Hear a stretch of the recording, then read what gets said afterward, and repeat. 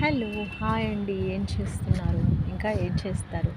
ఈ వర్షాలకి నిన్నైతే స్కూల్ స్టూడెంట్స్కి అందరికీ హాలిడేస్ ఇచ్చారు. సో టీచర్స్ అందరికీ కూడా ఆన్లైన్ క్లాసెస్ ఇంకా ఏదో ఎంగేజ్ చేస్తూనే ఉంటారు. నా అంబ్రిల్లా ఎగిరిపోతూ ఉంది, గాలి బాగా వస్తుంది, చిన్న చినుకులు అయితే పడుతూ ఉన్నాయి. బట్ ఎందుకో నేనైతే ఇంకా పైకి వద్దాము అనేసి పైన వచ్చేసి ఇలా చూడండి, అద్దంలాగా కనిపిస్తుంది కదా పెంట్ హౌస్.